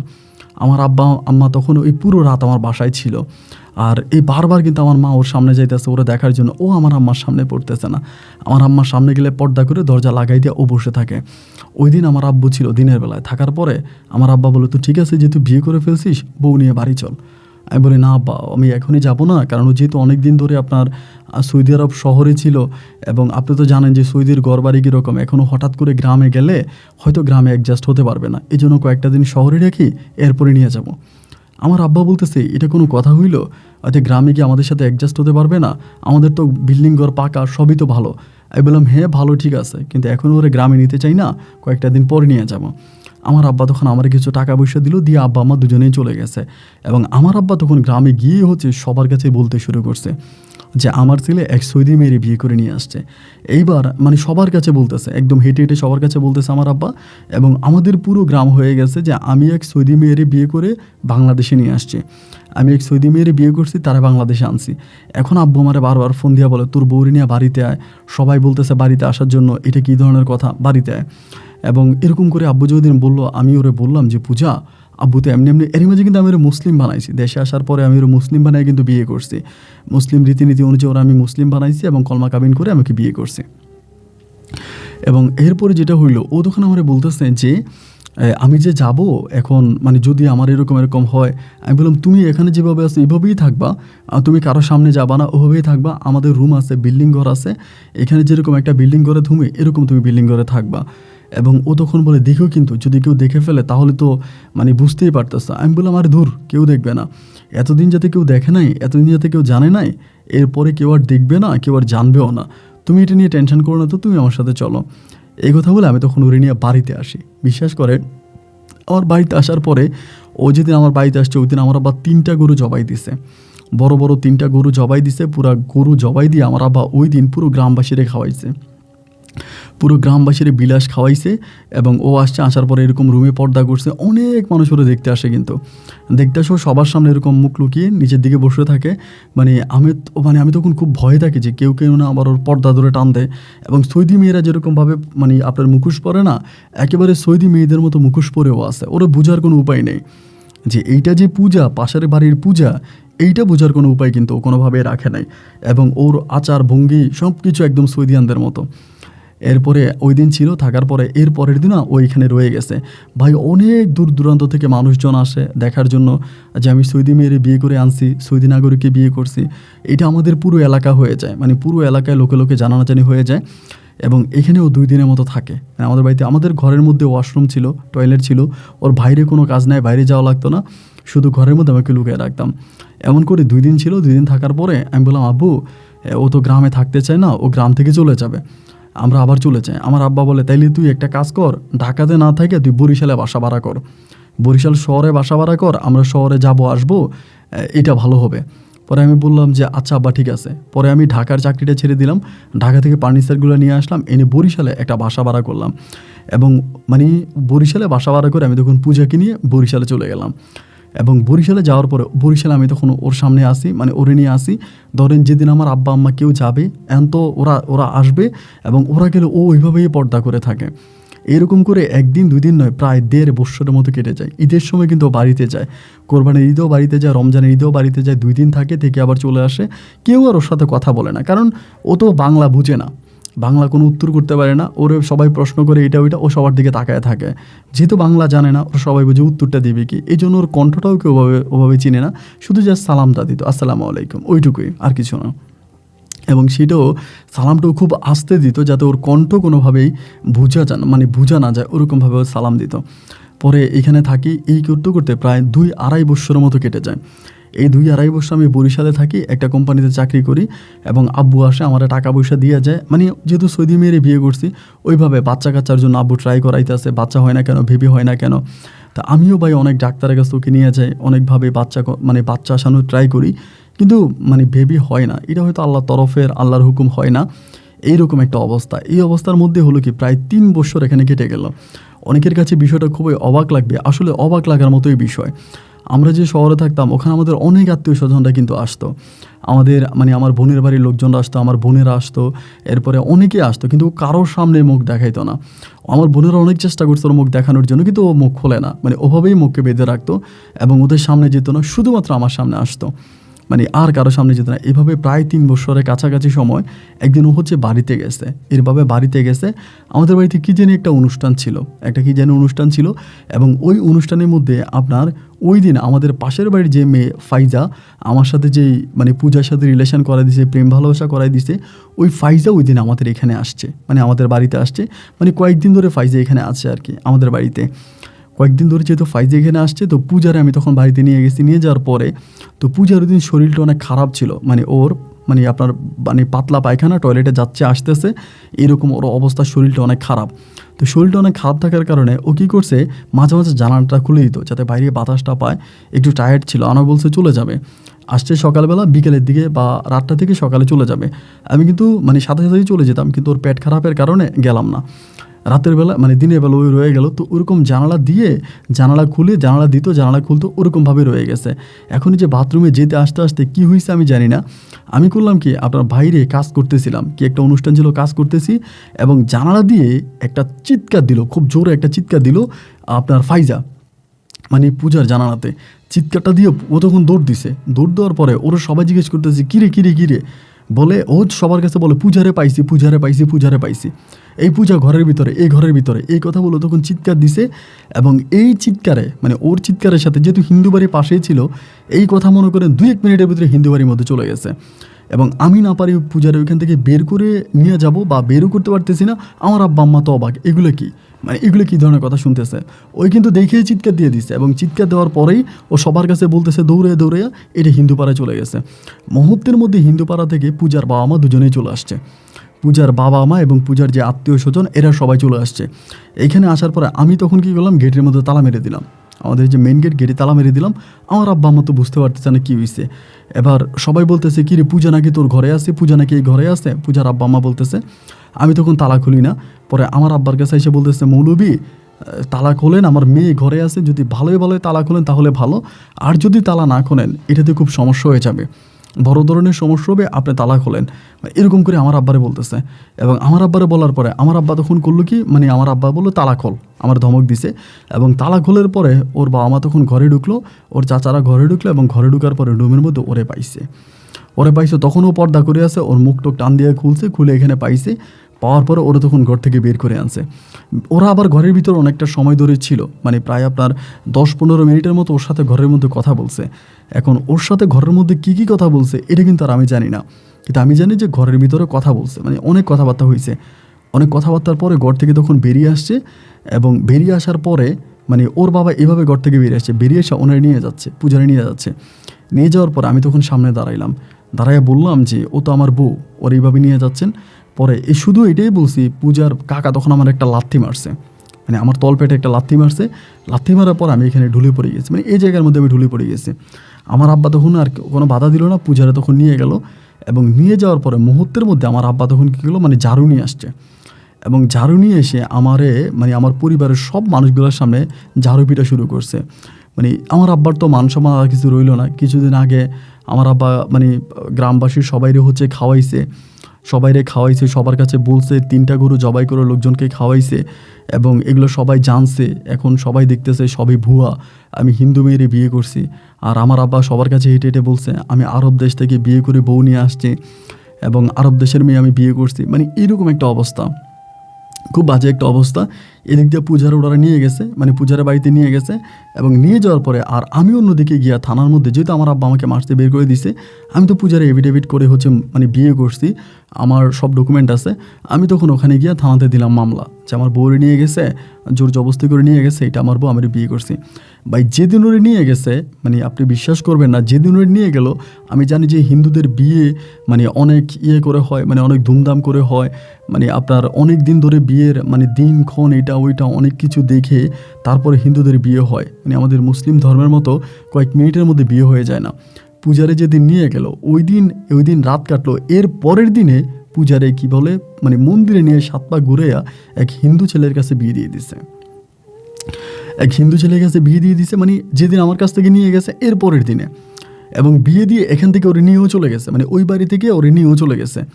এবার থানাতে আমি যখন মামলা দায়ের করলাম, মামলা দায়ের করার পরে থানার মাধ্যমে তখন আমি টাকা পয়সা ছিল মোটামুটি, আমার টাকা পয়সা দিয়ে মামলা মোকদ্দমা সব কিছু চালাচ্ছিলাম। এতে পূজার পরিবারের কাছে তখন থানা থেকে নোটিশ আসে যে এই ঘটনা এমন এমন। এবার থানা থেকে নোটিশ আসার পরে পূজার বাবা মা তখন আমার আব্বার কাছে যায়, মানে আমার আব্বার কাছে গিয়ে বলে, মৌলবি আমরা তো ভালো, আমাদের মেয়েটারে নিয়ে গেছে, নিয়ে গিয়ে আমাদের মুখে চুমকালি মেখে দিছে, আমাদের ধর্মের মুখে চুমকালি মাখছে, এখন আবার উল্টা আমাদের নামে মামলা দিছে। তো যদি পারেন ভালোই ভালো আপনার ছেলেরা বলেন মামলা উঠানোর জন্য, যদি মামলা উঠায় তাহলে তো ভালো, আর যদি মামলা না উঠায় তাহলে বংশ আমরা নির্বংশ করে দিব। ওর বাপ চাচারা ডাকাত, ওদেরকে সবাই ভয় পায়, ওরা ডিয়ারিং। এবার আমার আব্বা তখন আমার খুঁজে বের করছে, বরিশাল থেকে আমার খুঁজে বের করছে, ধৈরা আমার হাতে পায়ে ধরে আমার আব্বা বলে মামলা উঠা, আমার মাও বলে মামলা উঠা, মানে আমার এমন করে ধরছে। আমি তখন আমার আব্বা আম্মার চাপে পড়ে মামলাটা উঠাই ফেলি, মামলাটা উঠাই। এবং মামলাটা উঠানোর পরে ওর তো বিয়ে হয়ে যায়। এখন কোথায় বিয়ে হয়, কোন জায়গায় বিয়ে হয়, কিভাবে বিয়ে হয় এগুলো জানি না, শুধু এটাই জানি যেদিন আমার কাছ থেকে নিয়ে গেছে এর পরের দিনে তারা বিয়ে দিয়ে দিচ্ছে। মানে কেন, তার ওর ফ্যামিলি কিন্তু মানে পূজার ফ্যামিলি অনেক ট্যালেন্ট, ওরা অনেক চালাক, তো এই জন্য ওরা মানে ওদের চালাকি খাটিয়ে ওদের ট্যালেন্ট খাটিয়ে ওরা বিয়ে দিয়ে দিছে। এবং ওর যখন বিয়ে হয়ে গেল এবং আমি তখন খুঁজতেছি কোথায় বিয়ে হয়েছে, ওইভাবে খোঁজাখুঁজি করতে করতে ওর বিয়ে হয়ে যাবার প্রায় 1.5 মাস পরে, এখান থেকে 1.5 মাস পরে ও তখন একটা নতুন নাম্বার থেকে আমাকে ফোন দিছে, এবং ফোন দিয়ে চিৎকার করে কান্না করতেছে। আমি বললাম যে তোমারে কোথায় বিয়ে দিছে, কই নিয়ে গেছে, আমারে তুমি একটাবার বলো তোমার কই নিয়ে গেছে। ও আমারে বলে আচ্ছা আমি তো জিন্দা লাশ হয়ে গেছি, আমি তো মরে যাবো। আমি বললাম পূজা তুমি যেখানেই থাকো তুমি চলে আসো, তুমি আমার কাছে চলে আসো, আমি তোমাকে নিয়ে আসবো। আমাকে বলে সকাল থেকে রাত পর্যন্ত কম করে হলো 10 জন লোক দিয়ে আমাকে পাহারা দিয়ে রাখে, আমি বের হইতে পারি না, আমাকে পাহারা দিয়ে রাখে। আমি অনেক কষ্টে পরে একটা মোবাইল আমি ম্যানেজ করছি শুধু তোমার সাথে একটু কথা বলার জন্য, পরে আমি বললাম তোমার কোন জায়গায় আটকায় রাখছে, আমার শুধু একটাবার বলো, আমার জীবন দিয়ে আমি তোমার ওইখান থেকে উদ্ধার করে নিয়ে আসবো, আমি তোমাকে ওখানে রাখবো না। ও আমাকে বলে জানো তোমাকে কেন ফোন করছি, আমি তোমাকে একটা কথা বলার জন্য ফোন করছি, যেটা শুনলে তুমি অনেক খুশি হবা। আমি বললাম তাহলে আমার কাছে বলো কী হয়েছে। আমার বলে আমি প্রেগনেন্ট। আমি বললাম মানি, বলে হ্যাঁ আমার পেটে বাচ্চা আছে, আমি অনুভব করতেছি আমার পেটে বাচ্চা আছে। আমি বললাম কীভাবে অনুভব করলা? ও বলে হ্যাঁ আমি বুঝতেছি। আমি বললাম এই বাচ্চার বাবা কে? ও বলে কে আর তুমি? আমি বললাম তোমার তো নাকি বিয়ে হয়েছে কোনো এক হিন্দু ছেলের সাথে, ওই হিন্দু ছেলে কি বাচ্চার বাবা হতে পারে না? আমাকে বলে না, উনিও বাচ্চার বাবা না, আমার সন্তানের বাবা তুমি। আমি জানি, আমি 100% শিওর হয়ে বলতে পারি আমার সন্তানের বাবা তুমি। আমি বললাম পূজা এটা তুমি কী ধরনের কথা বলতেছো? তাহলে আমার সন্তান জন্ম হবে একটা হিন্দু পরিবারে, তুমি না মুসলিম হয়ে গেছিলা, তুমি না নামাজ পড়তা, তুমি না দোয়া দরুদ পড়তা, তুমি না দিনের পথে ছিলা, এখন তুমি আবার হিন্দু হয়ে গেলা। আমাকে বলে তুমি তো আমার আব্বা আম্মাকে চিনো, তারা কত ডিয়ারিং, তাদের বাইরে গিয়ে কিছু করার মতো ক্ষমতা কি আমার ছিল? আমার কিছুই করার ছিল না, তারা আমার উপরে জোর জবস্তি করে এগুলা করছে। পরে আমাকে ফোন দিত, কিন্তু ওর শ্বশুরবাড়ির ঠিকানা আমাকে বলতো না, মানে এবং ওর বাবা মা এতটাই ডিয়ারিং, গ্রামের কাউরেও জানায় না যে কোন জায়গায় যে ওরে নিয়ে গেছে বা কোথায় নিয়ে রাখছে, এটা কারো কাছে বলে নাই। ও আমাদের ফোন দিত মাঝে মাঝে, মানে প্রতিদিন না, হয়তো 1 দিন 2 দিন পরে ফোন দিত। আমার অবস্থা তখন ভাই এতটাই খারাপ হয়েছে, আমি রাস্তাঘাটে পাগলের মতো ঘুরতাম, নাই খাওয়া নাই দাওয়া, মানে কোথায় কোথায় পড়ে থাকতাম, পাগল বেশে পড়ে থাকতাম, শুধু ওরে খুঁজতাম মনে মনে, আর শুধু নামাজ পড়তাম, মানে যেখানেই পাইতাম ওইখানেই বৈশা নামাজ পড়ে আল্লাহর কাছে কান্নাকাটি করতাম যে আল্লাহ আমি যাতে পূজাকে ফিরে পাই, আল্লাহ পূজা যাতে আমার হয়, মানে আমি ওরা ছাড়া কিচ্ছু বুঝতাম না ওই মুহূর্তটাতে। এরকম করে সময়গুলো কাটতে কাটতে ও কিন্তু আসে না, মানে আমার কাছে ও আসে না। আমি যদি বলি একটাবার দেখা করো, ও বলে দেখা করার মানে দেখা করতে পারবে না, ওরে এইভাবে গার্ড দিয়ে রাখে, ও পাহারা দিয়ে রাখে। এমন করতে করতে ওর ঘরে একটা পুত্র সন্তান হয়, মানে আমার একটা ছেলে হয়, এবং ছেলে হওয়ার পরেও আমাকে ফোন দিয়ে বলে যে তোমার একটা ছেলে হয়েছে, আমারে বলে। তা আমি বললাম তুমি কি শিওর যে এই সন্তানের বাবা আমি? ও বলে হ্যাঁ, শুধু শিওর না, আমি 100% শিওর যে আমার এই সন্তানের বাবা তুমি। তা আমি বললাম যে পূজা তুমি আমার কাছে চলে আসো। আমাকে বলে আমি যেতে পারি না, আমাকে এইভাবে এখনও গার্ড দিয়ে রাখে। আমার যে বেবি হয়েছে তখন আমি গার্ডে ছিলাম, এখনও গার্ডে আছে। তখন আমি জানতাম যে ওই সময়টা আমি বুঝতে পারি যে ওরা কোন জায়গায় রাখছে, কিন্তু ওই পাড়ার মানে ওই হিন্দু পাড়ার মধ্যে ঢুকার কোনো সুযোগ নাই, ওই পাড়ার মধ্যে ওকে রাখছে। তো এরকম করে সময়গুলো কাটাতে বাচ্চাটা হয়, এবং বাচ্চাটা হওয়ার পরে মানে বাচ্চাটা প্রচুর কান্নাকাটি করে, মানে ও যখনই আমার সাথে কথা বলতো তখনই বাচ্চা চিল্লাইতো, মানে শুধু কাঁদতো। তো আমি বলতাম বেবিটা কাঁদে কেন, মানে এত কেন কান্না করতেছে? ও আমার বলে আমি না জানি না কেন কান্না করে। তো আবার ওরে মানে বাচ্চারা হচ্ছে ডাক্তারের কাছে নিয়ে যাইতো, কবিরাজ দেখাইতো যে কান্নাকাটি কেন করে, কেন তো কান্নাকাটি করে। তো এত ডাক্তার এত কবিরাজ অনেক জায়গায় নিছে, কোনোভাবে কাজ হয় নাই। বাচ্চার বয়স তখন প্রায় 7 মাসের মানে কাছাকাছি, 7 মাস বয়স থেকে এই অবস্থা, মানে প্রচণ্ড রকমের কান্নাকাটি করে, মানে কোনোভাবেই বাচ্চার কান্না থামানো যায় না, এরকম একটা অবস্থা। এই 7 মাসের মাঝে শুধু একবার ওই বাচ্চাটার আমি দেখছি, তা ও আমাকে বলছে যে অমুক হসপিটালে নিয়ে যাচ্ছি, যদি তুমি পারো ওইখানে আইসো, তবে মাস্ক পরে আইসো যাতে তোমার কেউ না চিনে, বাইসে যদি তোমার কেউ চিনে ফেলে। ওই হসপিটাল আমি শুধু আমার বাচ্চাটার ওর কোলে একটাবার দেখছি, এবং ওরে আমি দেখছি, মানে মানে ওই সময়টা যে কতটা কষ্টের ছিল এটা আসলে আমি পৃথিবীর কাউরে বুঝাইতে পারবো না। আমার বউ আমার সামনে থাকার পরেও আমি তার শরীরে হাত দিতে পারি না, আমার বাচ্চা আমার সামনে থাকার পরেও আমি বাচ্চারে কোলে নিতে পারি নাই। হসপিটালে আমি ওকে দেখছি, এবং দেখার পরে বাচ্চা নিয়ে ওর স্বামীকে নিয়ে আবারও চলে গেছে। ওর স্বামী আবার অনেক বড় লোক ছিল, যে লোকের কাছে বিয়ে দিছে সেও আবার অনেক পয়সাওয়ালা লোক, মানে ওদের ওই বংশটা একটা রাজকীয় বংশ ছিল। আর পূজার যে দাদা ছিল, মানে দাদার দাদারা ছিল, এরা সবাই রাজা ছিল, মানে রাজ পরিবার ছিল ওদের। তো এরপরে যাই হোক, এবার ওরে এখান থেকে নিয়ে গেল। তো নিয়ে যাওয়ার পরে আমি একদিন ওরা হঠাৎ করে বলতেছি, মানে বাচ্চাটা প্রচুর কান্না করতেছে, কান্নার শব্দ আমি কানে পাচ্ছি। আমার আব্বা আম্মা কিন্তু আর আমার সাথে সম্পর্ক ভালো নাই, আমার আব্বা আমার সাথে কথা বলে না, আমাকে বাসা থেকে মানে আমার পরিবার থেকে টোটালি আমাকে বের করে দিছে। আমি তখন বরিশাল শহরে থাকতাম, একটা চাকরি করতাম, এবং এই পূজার সাথে ফোনে ফোনে কথাবার্তা বলতাম।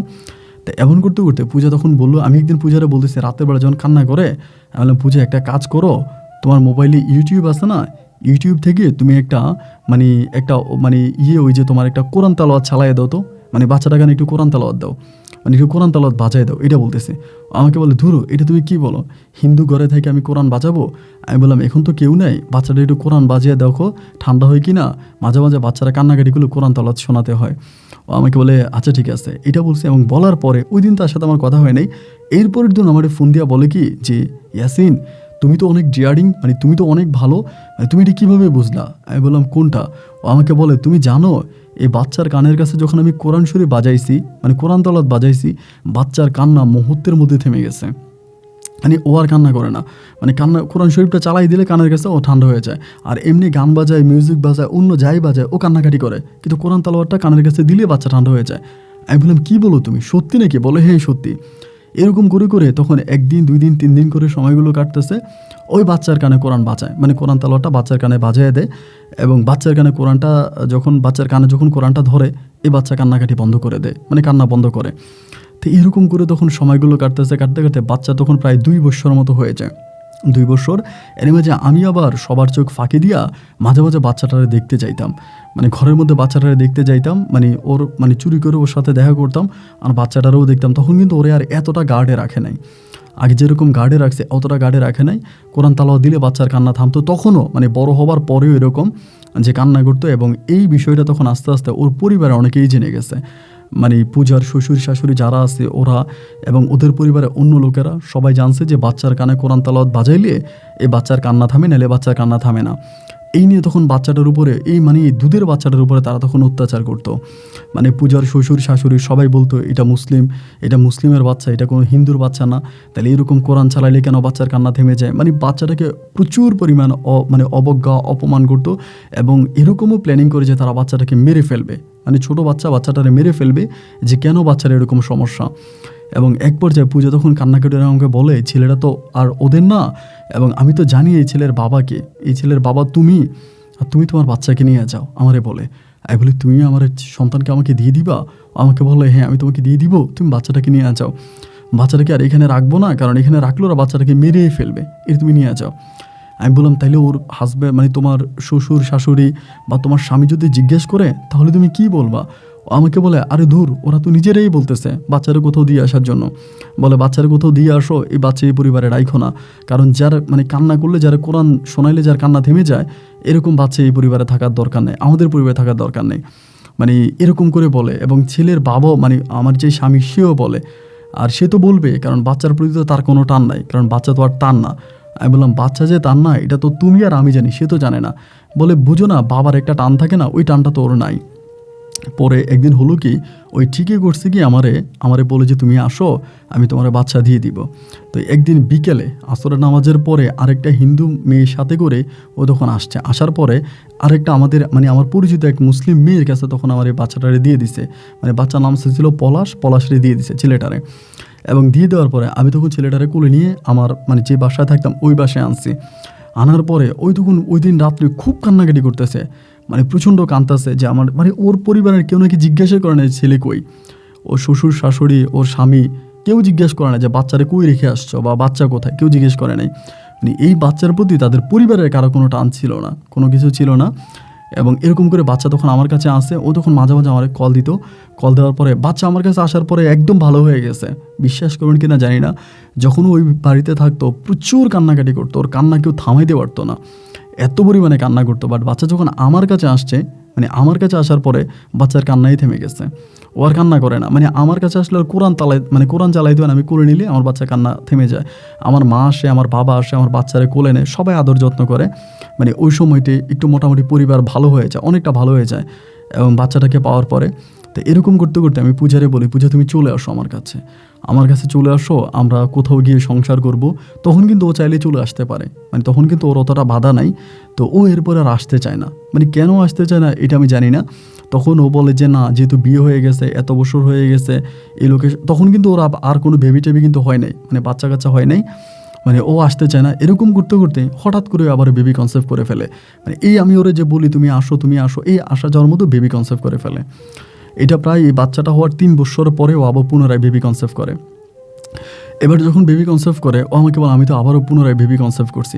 আমি বললাম আচ্ছা বেবি হইলে হয়েছে, তুমি চলে আসো। ও আমাকে বলে মানে একজনের বাচ্চা নিয়ে, মানে তোমার বাচ্চা নিয়ে একবার ওই লোকের সংসার করলাম, এখন আবার এই লোকের বাচ্চা নিয়ে গিয়া আমি তোমার সংসার করব? আমি কি মানুষ? আমি কি নারী না একটা বেশ্যা? এরকম করে বলে। আমি বললাম পূজা তুমি এরকম করে কেন বলতেছো, তুমি চলে আসো। ও আমারে বলে যে না, আমার পক্ষে আসা সম্ভব না, আমি আসবো না।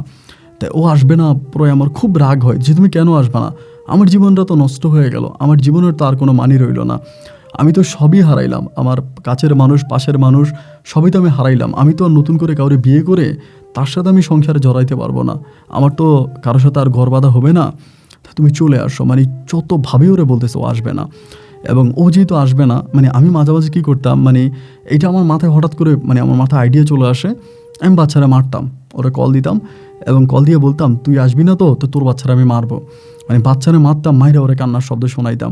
ও নিজে অনেক কষ্ট পাইতো, আমারে বলে এটা করো না প্লিজ, তো অন্যরা পায়ে ধরে এটা করো না, মানে বাচ্চাটারে মাইরো না, ওরে মাইরো তো তোমারই সন্তান। আমি বলি তো আমার সন্তান হইলে ও তো আমার জীবন নষ্ট করছে, ও কেন আগে আসে না, কেন হিন্দু পরিবারে গিয়ে ও কেন আসলো, কেন কোরআন শুনলে ওর কান্না থামায়, কেন তুমি ওর জন্য আসতেছো না, তুমি আসো না কেন, যেহেতু তোমার আরেকটা পেটে বাচ্চা আছে তাহলে এই বাচ্চা তোমার দরকার নেই, আমি বাচ্চারে মেরে ফেলবো। এরকম করে আমি প্রতিদিন বাচ্চারে মারতাম এবং একদিনও বাচ্চারে দেখার জন্য আসে আমার বলতেছো বাচ্চা নিয়ে যাবে, আমার বলে আমি বাচ্চা আবার নিয়ে যাব, যতই কষ্ট হোক, যেটা আমার পেটে আরেকটা বেবি হয়েছে আমি এটা নিয়ে যাব। আর ওরা যদি বাচ্চারে নিয়ে রাখতে না চায়, প্রয়োজন আমি বাচ্চা নিয়ে ভিক্ষা করে খাবো, আমি ওরা দিই না। ওই দিন ওর সাথে আমার দুপুরবেলা খুব ঝগড়া হয়, একটা রেস্টুরেন্টের মধ্যে প্রচুর ঝগড়া হয়। আমি বলছি আমি দিব না, ও আমার বলে আমি বাচ্চা নিয়ে যাব। পরে দুপুরের পরে আমি বাচ্চা নিয়ে আবার চলে আসি রাতের মধ্যে। পরে ওই রাতে আমার আমাদের বাসায় কেউ ছিল না, আমি ছিলাম। আর ওই বাচ্চারা দেখাশোনা করার জন্য আমি একটা কাজের মেয়ে রাখছিলাম। পরে ওই কাজের মেয়েটা ওই দিন আসে নাই, কী জানি সমস্যা হলে কাজের মেয়েটা চলে গেছে। রাত্রেবেলা আমার 8টার দিকে ফোন দিচ্ছে। ফোন দিয়া আমার ওই দিন আমি কেন জানি পাগল হয়ে গেছিলাম। আমি নিতে পারতেছি না যে ওরে আমি এত ভালোবাসছি, এত কিছু করছি, ও চলে আসে না কেন? ও তো এখন আসার সুযোগ আছে, তা আসার যেহেতু সুযোগ আছে ও আসবে না কেন? আমি ওরে বলি তুই আসবি না তো, খুব গালাগালি করে ওরে। আমি জীবনে কোনোদিন ওর এরকম করে গালাগালি করিনি, ওই দিন গালাগালি করছে ফোন দিয়া, তুই আসবি না তো, তুই না আসলে আমি আজকে রাতের মধ্যে তোর সন্তানে মারিয়ে ফেলবো। তুই যদি আজকে রাতের মধ্যে না আসোস, তুই সকালে শুনবি তোর সন্তান মারা গেছে। আমি এই পোলারে মেরে ফেলবো, আমি বাচ্চারে মেরে ফেলবো, আমি বালিশ চাপা দিয়ে মারে ফেলবো, তুই যদি রাতের মধ্যে না আসিস। এগুলো আমি ওরে বলতেছি। তো এগুলো আমি ওরে বলতেছি, ও তাদের চলে আসে। তুই আসবি কি না? ওই দিন ওর স্বামীও ছিল না, ওর যে বাসায় আছে বাসায় ওর স্বামীও নাই। আমাকে তুই রাতের মধ্যে চলে আয় আমার কাছে, আমি তোর নিয়ে পালাইয়া যাই, কারণ আমি তোর ভালোবাসি। তোর জন্য তো আমি কম যুদ্ধ করি নাই, কম ফাইটিং করি নাই। আমার আব্বার মান সম্মান শেষ করছি, নিজের জীবন শেষ করলাম, জেল খাটলাম, তুই চলে আয়। না, ও আসবে না ভাই, ও আসবে না। আমি বলছি তুই রাতের মধ্যে না আসলে আমি তোর বাচ্চা মেরে ফেলবো, তুই দেখবি। তো তুই যদি রাত বাচ্চারা জীবিত চাস, আমার ঘরের দরজা খোলা আছে, তুই আইসা আমার ঘরে চলে আয়, অন্যথায় তুই দেখবি আমি বাচ্চারা মেরে ফেলবো। এগুলো ওরে বলতেছি। বলার পরে ওই তখন আমার বলে না আমি যাবো না, বারবার এটা বলছে। আমি তখন ফোনটা কেটে দিলাম, ফোনটা কেটে দিয়ে আমি শুয়ে পড়ছি, বাচ্চাটা ধরে শুয়ে পড়ছি। তো এরকম তখন শীতকাল আসতেছিল, আপনার অক্টোবরের দিকের ঘটনা, অক্টোবরের দিকে শীতকাল আস্তে আস্তে আসতেছে। তাই আমি বাচ্চাটা কী করলাম, এরকম কাঁথা মুড়ে দিয়ে আমি তখন এটা নিয়ে শুয়ে আছি, বাচ্চা নিয়ে শুয়ে আছি। তো এখন আমার সকালবেলা যখন ঘুম ভাঙছে, আমি আবার ফোনটা বন্ধ করে দিয়েছি, চিল্লাচিল্লি করে। দরজা কিন্তু আর লাগাই নেই, ওরা যে বলছি আমার ঘরের দরজা খোলা আছে, তুই আমার ঘরে চলে আসবি। তো দরজা কিন্তু আমি লাগাইনি। এবং ওই দিনে এভাবে আমি তখন বাচ্চা নিয়ে শুয়ে আসি। আমি তখন ঘুম থেকে উঠছি, সকালে ঘুম থেকে উঠছি, উঠার পরে বাচ্চা তো শুয়ে আছে। আমি ভাবলাম বাচ্চা ঘুমাইতে আছে, আর কাজের মেয়ে তো আসবে, সকালে কাজের মেয়ে আসবে, বাচ্চার গোসল করাবে, খাওয়াবে। এই সকালবেলা দেখি আমার মা ভোরে, কী গো মা তুমি এত সকালবেলা? মা আমার বলে আমি কালকে রাতে একটা খারাপ স্বপ্ন দেখছি, আমি একটু পলাশে দেখতে আসছি। তখন ওরা আমরা পলাশে ডাকতাম, নাম চেঞ্জ করা হয়নি। পরে আমি বললাম যে পলাশ ঘরে আছে, তুমি ঘরে যাও, ঘুমাইতে আছে। মা কিন্তু ভোরে চলে আসছে, নামাজ পড়ে সাথে সাথে সিনজি নিয়ে চলে আসছে। এখন মা ঘরের মধ্যে ঢুইকা 2-3 বার পলাশে ডাক দিছে, এবং ডাক দেওয়ার পরে মা দিছে চিৎকার ঘরের মধ্যে। মা যখন চিৎকার দিছে, কিরে মা চিৎকার দিল কেন? আমি তখন ওয়াশরুমে ছিলাম, ওয়াশরুম থেকে আমি দৌড়ে বেরিয়ে আসছি। মা তখন এই কোণে নিয়ে কান্না করতেছে। কী হয়েছে মা? মা বলে কী হয়েছে দেখ না, পলাশ তো মৃত। মৃত? কীভাবে মৃত? কীভাবে মারা গেল? আমিও কোলে নিয়ে দেখতেছি এরকম অবস্থা। আমি দিলাম দৌড় হসপিটালের দিকে, এবং হসপিটালে নিয়ে গেলাম। হসপিটালে নিয়ে যাওয়ার পরে সেখানে যদি ডাক্তার ছিল, ওই ডাক্তার বলতেছে ও মারা গেছে। ডাক্তার বলে মারা গেছে। এখন কিভাবে মারা গেল? আমি তো মারি নাই, আর মারা গেল কিভাবে আমি বুঝতেছি না। এবং এরই মাঝে খবর চলে গেল হচ্ছে আপনার ইয়ের কাছে, পূজার কাছে খবর চলে গেছে, আর বাচ্চা মারা গেছে। আমরা তখন এই বাচ্চার লাশ নিয়ে আমি গ্রামে যাচ্ছি, আমার গ্রামে ওরা দাফন করব। বাড়ির দিকে যাচ্ছি, গ্রামের দিকে যাচ্ছি। আমাদের গ্রামে বাচ্চার আমাদের গোসল করানো হয়েছে, সাদা কাপড় পরানো হচ্ছে। পূজা কিন্তু আর আসে নাই, বাচ্চা দেখার জন্য আসে নাই। এবং সব কিছু ঠিক হওয়ার মতো ওই মুহূর্তেই তখন এসে পুলিশ এসে আমাকে ধরে ফেলছে বাচ্চা দাফন করার আগে। আমরা এসে ধরে বলতেছে যে আমি নাকি বাচ্চা মেরে ফেলেছি। বাচ্চার মা মামলা করছে, পূজা মামলা করছে, আমি বাচ্চার মেরে ফেলছি। ওরে আমি ধমক দিছি, এবং ওরে বাচ্চা মেরে ফেলবো, ওর ধমক দিছে। ও না আসলে ও আসে না, এই জন্য আমি রাত্রে বাচ্চা মেরে ফেলছি। আমি বলে আমি বাচ্চারা মারি নাই, প্রয়োজনে বাচ্চা পোস্টমর্টম করেন। এরপরে আমাকে ওইখান থেকে তখন হ্যান্ডকাপ করে পুলিশ নিয়ে গেল। এবং এই নিয়ে যাওয়ার পরে আমার সন্তান হত্যা মামলা আমার উপরে দেওয়া হলো। 1 বছর নয়, 2 বছর নয়, দীর্ঘ 4টা বছর আমি এই মামলা জেল খাটি। আমার মামলাটা শেষ হওয়ার পরে পুনরায় পূজা আবারও আমার নামে মামলা করে। আমার আব্বা অনেক টাকা পয়সা দিয়ে আমাকে বের করানোর চেষ্টা করছে, বাট আমার বের করতে পারিনি, কারণ পূজা প্রচুর টাকা ঢালতেছে। ওর বাবার কাছ থেকে টাকা নেয়, ওর মায়ের কাছ থেকে টাকা নেয়, এবং প্রচুর টাকা ঢেলে 4টা বছর আমাকে জেলের কুঠুরিতে রাখে। এবং 4 বছর পর আমি বের হওয়ার পরে আমি বের হই, 4 বছর পর পরিবার বের করার পর আমি তখন বাড়িতে আসি। বাড়িতে আসার পরে পূজা এখনও প্রতিটা মানুষের কাছে হেঁটে হেঁটে বলে আমি ওর ছেলেকে মেরে ফেলছি, আমি ওর সন্তানকে মেরে ফেলছি। ভাই, আমি কোরআন মাথায় নিয়ে পর্যন্ত পূজার সাথে যারা চলে বা পূজার বান্ধবী, কোরআন মাথায় নিয়ে পর্যন্ত ওদের কাছে বলছি যে আমি আমার ছেলেরা মারি নাই, আমি আমার সন্তানরে মারি নাই। কিন্তু আজও পূজা সবার কাছে হেঁটে হেঁটে বলে আমি আমার সন্তানকে মেরে ফেলেছি। পূজা আসে নাই কেন সে রাতে? ও না আসার কারণে আমি বাচ্চা মেরে ফেলেছি, কিন্তু আমি আমার বাচ্চারে মারি নাই। আমি দুনিয়ার কাউরে বিশ্বাস করাইতে পারি নাই যে আমি বাচ্চারে মারি নাই। এরপরে আমার বাবা মা অনেক চেষ্টা করছে আমাকে বিয়ে শাদী করানোর জন্য, বিয়ে করাবে, বাট আমি আর বিয়ে করি নাই। এখন আমার মোটামুটি মধ্য বয়সেরও বেশি হয়ে গেছে। আমি দিনই লাইনে কাজ করি, আপনার বিভিন্ন জায়গায় হচ্ছে তাবলিগ জমাতে কাজ করি, তাবলিগে যাই, মানুষদেরকে দিনের পথে আনি। আমি আর বিয়ে শাদী করলাম না, এখন একইভাবে আছি। তো মাঝে মাঝে মসজিদে তাবলিগে গেলে আমি এমনি জীবনের গল্পগুলোকে পছন্দ করি। এখানে আপনার গল্পগুলো মাঝে মাঝে চলে আসে, দু একটা গল্প ভালো লাগে শুনি, এবং সেখান থেকে উদ্বুদ্ধ হয়ে আমি আমার গল্পটা আপনাকে লিখলাম। যদি পারেন আপনি আমার গল্পটা রেকর্ড করবেন। ভালো থাকবেন। আসসালামু আলাইকুম।